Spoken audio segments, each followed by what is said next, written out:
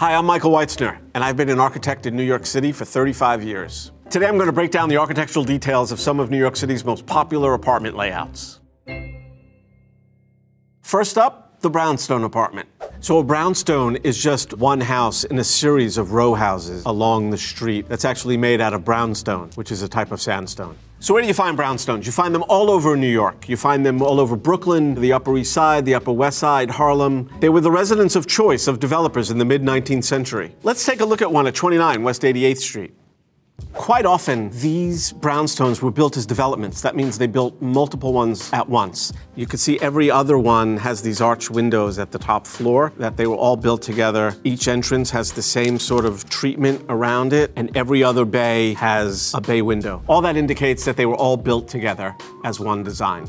So this row of brownstones has 4 floors above grade, 1 on grade, and then there's usually a cellar below that. And typically the main entrance was on what we call the parlor floor, or 1 floor above the ground level. And there's a big stoop that leads up to it. Stoop is just a Dutch word for staircase. Servants usually entered down on the ground floor, and the family entered on what was called the parlor floor. And the parlor floor is elevated just to avoid all of the horse manure that filled the streets of mid-19th century New York. So between each individual unit is what's called a party wall, and it's much easier to see from an overhead view. So one of the main characteristics of a brownstone apartment, though, is that you can only get light from the front or the back. Because of these party walls, you can't get it from the sides, unless, of course, you're the end house on the block. And as you can see, each house is set back from the rear, and it creates this whole rear yard that's over here. And here's the street.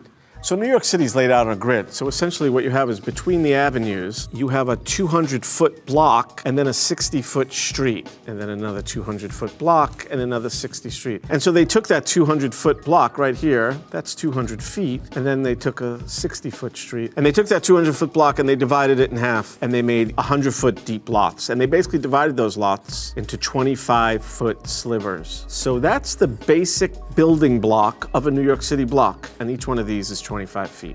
And 200 plus 60 is 260, and if you multiply that by 20, you pretty much get a mile, and that's why 20 New York City blocks is considered 1 mile. So you'll notice in these overhead shots that there's no alleyways behind these rows of houses, and that's the reason why you see all the trash piled up on the front side of the street, because there was no alleyway to put the trash in the back. So in 1811, when they laid this out, people didn't really have that much garbage. I mean, there was a privy in the backyard, and you used nearly everything. Any food that you didn't use went to the livestock, and people didn't have nearly as much as what we all have today. So it's a common sight in New York to see these mountains of garbage along the curbs every other day of the week. And it's because we don't have alleyways. Now let's look at railroad apartments and tenement buildings. So a railroad apartment is essentially just an apartment where one room leads into the next room, like in a railroad car. You go from one car to the next. As an overhead view, you have one room leading into another room. So if this was the flat like that, there'd be one room here, and another room here, another room here. So if I'm in this room, in order to get to any other room, I've got to pass through each room if I wanted to get to the back room. Where in a typical apartment, there would be a corridor on the side, and you would circulate into each room from that corridor, like that. Okay, let's take a look at one at 39 Henry Street. Okay, this is a building that was built in the late 1800s on Henry Street on the Lower East Side. My grandmother was born in this building in 1899, and the building is still there. At that time, the street would have been filled with push carts and horses and throngs of people. Now it's just cars parked. So tenement houses were built for the lower classes, mainly for immigrant groups. So imagine in these earliest apartments having a family living in each one of these rooms. It would be very crowded, and there'd be absolutely no privacy. At a grander level, that's called enfilade, and you could see that in famous museums where you go from one gallery to the next gallery without going out into a corridor. But here, at a much smaller scale, it's how the apartments were set up, and usually there were just like 3 rooms. There was a bedroom, a kitchen, and maybe there was another room between them. Quite often it was just 2 rooms. So originally when these were built, a lot of these rooms didn't have any light and air. So light and air means natural light and operable windows to let fresh air into the rooms. A lot of these apartments had rooms with no windows at all and were inhabited by multiple families. And so obviously they were breeding grounds for disease. But at the time, there were no laws about that. It wasn't until about 1901 that New York City passed a law that said you must include air in these rooms. And so they created what's called these air shafts. And if we look at an overhead shot, you could see right here that these air shafts were then included, and they're very narrow. So the air shafts added light and air to a lot of these apartments, but at the same time, they also created other problems because trash would pile up in them and stagnant water would be there, and it would create a whole other source for disease. But by inserting these air shafts, you created what's called a dumbbell plan because the shape that was left was sort of shaped like a dumbbell. So early on, an entire family of 6 or 8 people would live just in one room. And there was a famous book by Jacob Riis called How the Other Half Lives. So people's eyes were open to the sort of squalor that people were living in, and that was what prompted change. And when these apartments were built, there was no plumbing, so there were still outhouses in the backyard. And when that law was passed for the air shaft, they also insisted that you had to have a toilet in each building, and no more than 20 people could share that toilet, which is quite astounding today. A lot of these apartments, people wonder why were there bathtubs in the kitchen? And there were bathtubs in the kitchen because there was no other place to put them. The apartments were so small, they didn't have room for a proper bathroom. And so the kitchen, if it had any plumbing, already had a sink. And so it made sense that that's where the bathtub would go, next to the existing plumbing. Even today, a lot of those apartments still have that weird arrangement of plumbing. And you could see bathtubs still in some kitchens. People did all sorts of elaborate things with these bathtubs. They had these coverings so that it became more counter space, and then they would take that covering off and use it as a bathtub.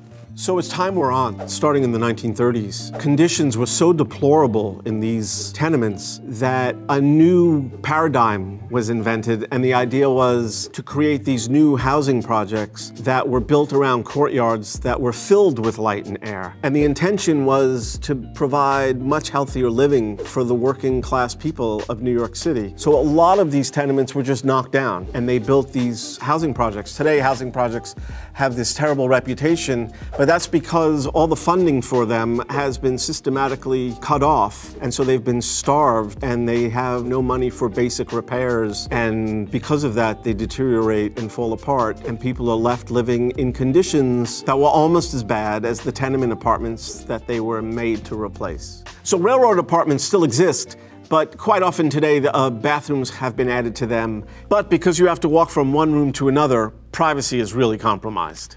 Next, the Classic 6 layout. So where do you find the Classic 6? Typically, they're found on the Upper West Side or the Upper East Side of Manhattan. They're called Classic 6s because typically they were 6 rooms. Let's look at one building called the Dartmouth at 509 Cathedral Parkway in Manhattan.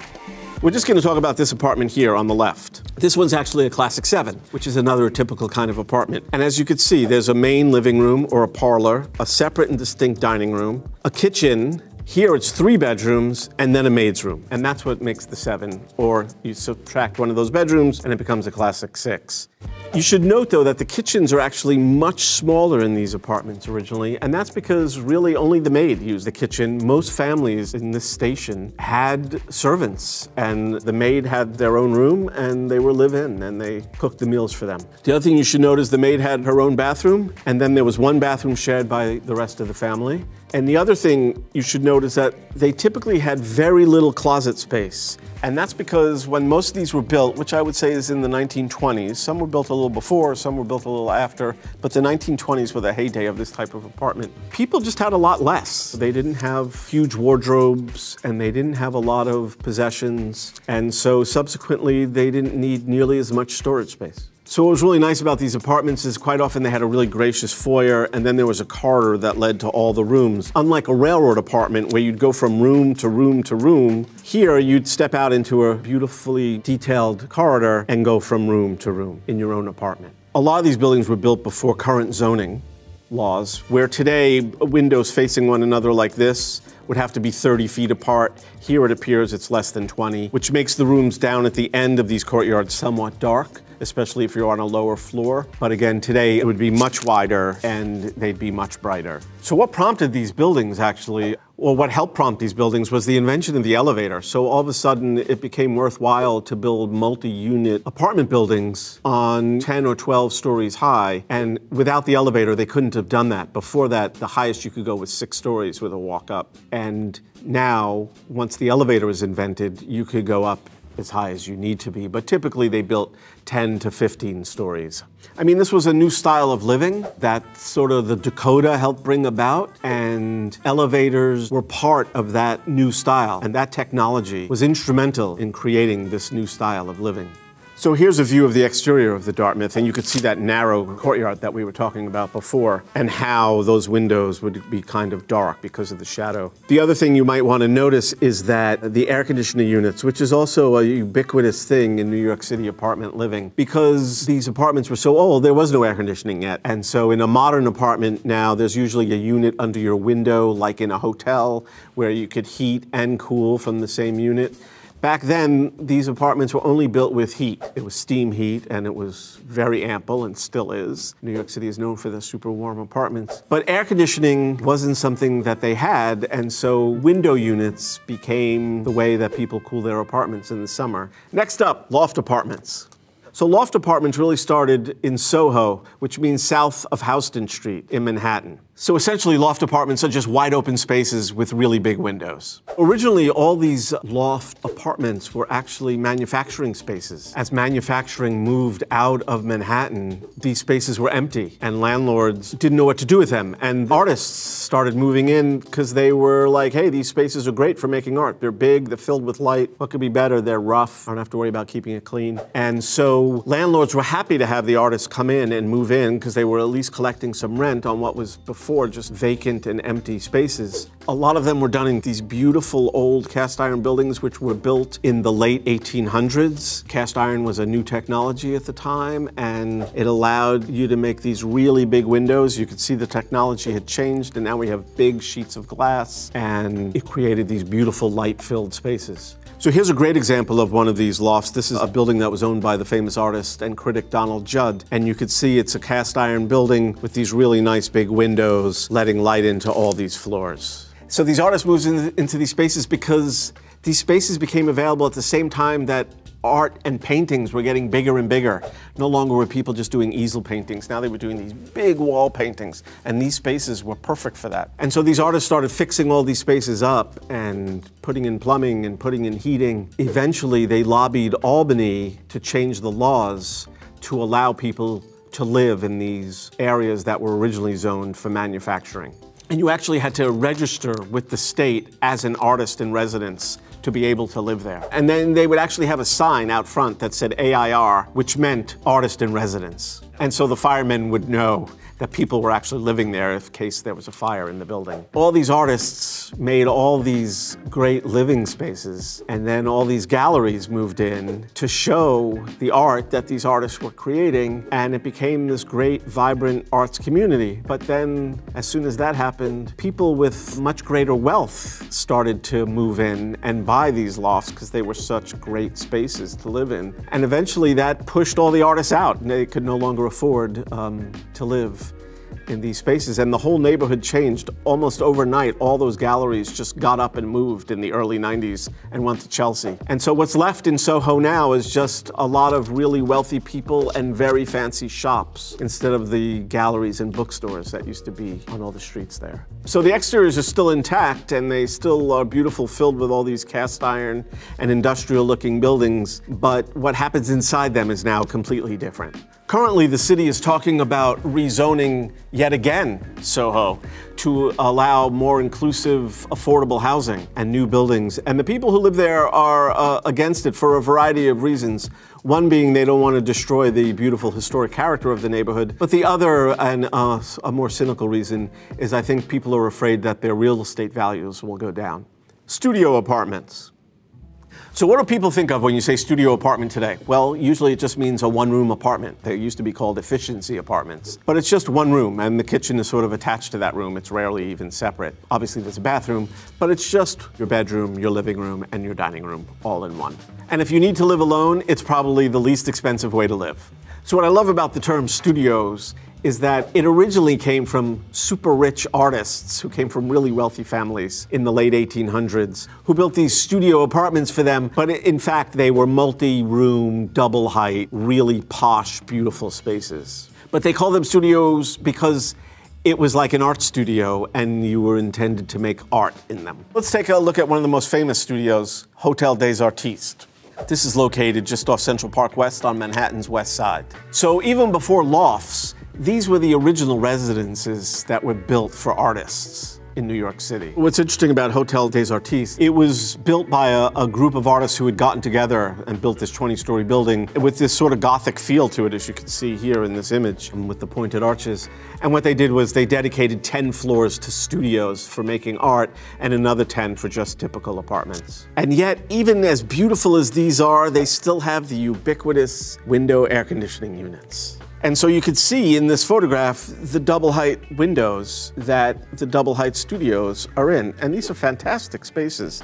And there's a number of examples of these. There's one on West 77th, there's others on West 67th. And these were beautiful apartments intended for people from really wealthy families who had an interest in art.